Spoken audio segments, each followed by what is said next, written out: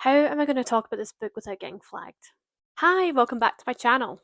Today I'm talking about My Dark Vanessa. This book was so fantastic. It was a 5-star read for me, and it was also a super uncomfortable read. This book was about a girl named Vanessa who is abused by her teacher. It flips between two timelines, one in which she's 15 and we see her from her own perspective getting groomed and getting into a relationship with this teacher Strain. He is her English teacher and he's in his early to mid 40s. And we also see her in the future as a woman in her early 30s, and we see all of these stories coming out about Strain, about him grooming other students in his class, and we see her response to this, and it isn't what you might expect. You see, Vanessa doesn't see herself as a victim, and she views this relationship with Strain as kind of a legitimate relationship in which he loved her and she loved him. And I really appreciated this nuanced take on being a victim of this kind. As an adult reader, you really see how duplicitous Strain is in his grooming of Vanessa. For one, she's 15 years old when this story kicks off. She's isolated because she's just had a friendship breakup with her best friend. She doesn't really have any other friends, and she's also clearly a bit depressed when the school year kicks off. He instigates contact with her, which in turn confuses her and makes her curious about pursuing things further with him. He's also quite clever in that he asks for consent and checks in to check she's okay, so she never feels like she's in danger or that she's really being predated on. But as a reader with some distance, you know that that is what's taking place. It's clear that she is a target that's been selected because of her isolation, and that he is very deliberately grooming her and making her into kind of the perfect victim for him. We see how this grooming creates genuine feelings of love and or kind of a crush in Vanessa. Like she wants the relationship to progress further, even though she's not wholly clued in on what that would mean. Like she's quite sexually curious about Strain, but when it gets to a point where the sex is moving from curiosity to more of a reality, we do see her quite confused and overwhelmed. And in the scenes where there is sex taking place, and it is kind of assault, it is rape, but she doesn't view it as such at the time. We see her checking out, dissociating, and going out of her body multiple times.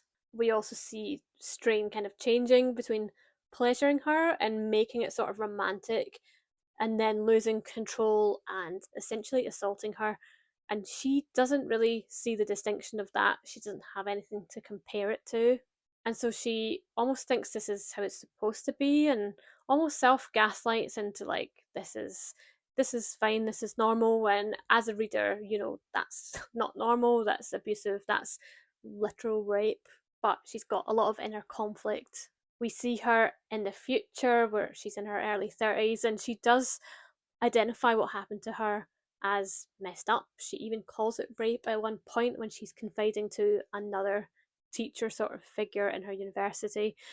But she backtracks on it multiple times, and so there's a lot of inner confusion where she knows what's happened to her is wrong, but her feelings kind of tell her different. She's also constantly talking it down to herself because she knows that she's behaved in a way that almost encouraged him. And we know she's doing that because he's groomed her to behave that way, but she sees herself as, you know, kind of an equal part in this relationship that's happened. And she reflects on other people's abuse, other people's rapes, and violent rapes, where she's like, it's not really the same thing. I'm not a victim in the way that those people are a victim. And while that's true, there's different kinds of victimhood. She definitely still is a victim, and it's interesting to see her invalidate herself and invalidate the other girls who have come forward about Strain. There's an added nuance to what the girls are coming forward about is Strain putting his hand on their leg, sexually harassing them. And this causes her to scorn these girls even more because what she went through with Strain is went so much further. And so she invalidates their trauma and their abuse as well at the hands of Strain. And I really think all of this was so well done. I think people have the inclination to view a lot of these stories as very black and white when they talk about it, when they've got distance from it, because in a sense it is black and white. He is an abuser, he's groomed this young girl, and he's in the wrong, 100%, definitely. But within that, there is also nuance. As the victim, um, Vanessa experiences this in a very layered kind of way.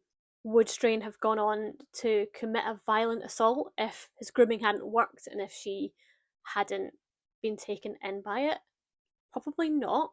And did Strain have some genuine feelings towards her? It's kind of unclear because we're trapped in Vanessa's perspective, and she's seeing all of these signs of him having genuine feelings for her, and so we do as well. She's an unreliable narrator, so you can almost believe that like he maybe isn't 100% of a bad guy, like he maybe has this inclination and he was swept up in his feelings or his love for her that he couldn't help it because that's what she believes. But as a reader with distance, you're like, no, he's just a predator. Like he does have 100% control over his behavior and actions. He doesn't need to be doing this. He'd be a better person if he didn't do this. But I do think there's a possibility that he does have genuine feelings for her. He says he gets into these future attempted relationships with other students because he misses her and he loves her, but is only attracted to her at that certain age. And that could be true. Or he could just be a serial predator that's saying all of the right things to keep her on the hook. And even though he's not attracted to her, as she matures, as she becomes an adult, and the relationship comes to an end, it's in his best interest to keep her on the hook, to keep her believing that he's a good guy, that he loves her, so that she never comes forward about him. So you know it's likely that he has no genuine feelings, that he's 100% a predator, that he's just trying to save his own skin. And there's a lot of evidence for that, but it's a little bit murky because we're trapped within Vanessa's perspective, and the way she views it is murky. I think one of the really tragic elements about the story as well is seeing Vanessa in the future versus seeing her before this abuse took place, all of the potential she had. She was really into English, she was really into poetry and writing. She even went to college to do this. She had the potential to go to Harvard or a really good university, but this relationship with Strain really messes her up in many ways. She doesn't go to a good college, she doesn't end up going to grad school. She just ends up working in a hotel, which is perfectly reasonable, but you see that she's got potential. She's an artist, she's a poet. She could have gone on to do so much more, and she didn't do that in the end. And it feels like that's because of what's happened to her. We also see her stuck in a relationship with Strain up until the age of 22, really trapped within his toxic world, not moving on and finding out what a real relationship is like, not finding out what real sex is like. And so it takes her a long time to learn what's right and wrong, morally speaking, like that she's been as mistreated as she has been. She also seeks out quite toxic dynamics and relationships. She has an inappropriate friendship, flirtation with another teacher like figure at her college. She nearly ends up in a very bad situation with an older man that she talks to in a pub. She could have ended up abducted or murdered by this man, but that dynamic was familiar for her, so she was seeking it out. And we see her as an adult constantly seeking casual sexual encounters with older men and very toxic dynamics. We see a potential normal relationship she had with the man and how that's gone very sour, and he's been kind of screening her calls.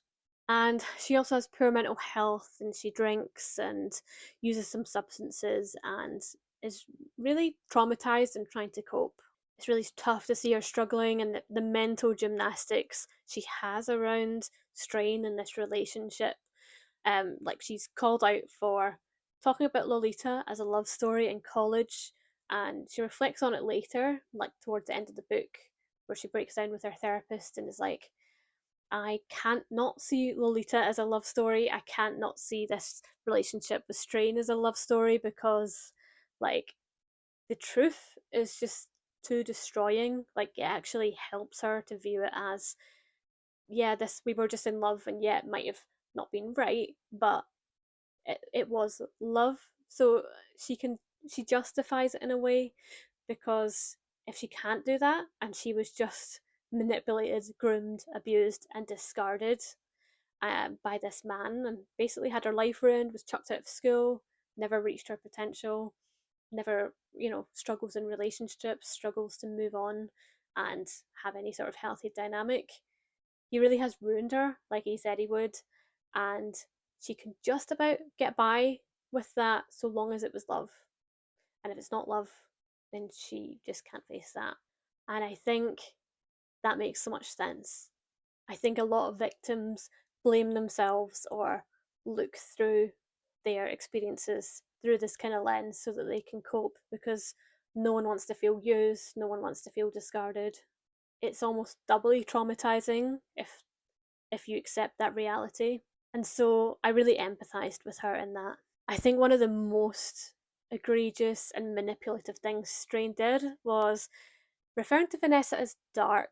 From a very young age, he, brings up this poem that references this dark Vanessa and says that you're very dark because you like this twisted dynamic that we have, and I'm dark, and that makes us the same. And I think Vanessa's a little bit dark just because she's quite depressed and quite isolated. She's in a little bit of a dark place, so that's a really easy thread for him to pull on. It almost is conditioning her into thinking, I'm dark, I like these messed up things, and therefore she consents to things that fit that identity that he's given her. She even embraces this going into adulthood. The kind of sexual encounters she has and some of her behaviours is dark. And she's really taken that and made it a reality, even though it was an identity that he gave her and it was never true. She was just a kid, she was 15. She had some mental health issues, but she wasn't inherently dark. She didn't have inherently dark tastes and just older men or abusive sexual dynamics. She didn't really have a taste, it wasn't developed yet. He helped her develop that dark taste, and she doesn't know anything different. So he really has infiltrated her at the deepest level and changed her, and that is so heartbreaking. And I like that the book didn't have just a happy ending of her realizing that this was abuse and then like moving on from it. We kind of finished the book in a place where she's starting to see the writing on the wall finally, but she's having a really hard time facing it. And we get the impression that she will get there eventually and that she's making the first steps towards actually healing from this, but she's really not there yet. And to be honest, this will probably affect her for the rest of her life to a degree, but we're hopeful that it won't. We're hopeful that she'll eventually see all of the red flags that we see and is able to move on and maybe meet some of her potential, find true love, find a healthy dynamic, because she deserves better. She really does. She's not a bad person.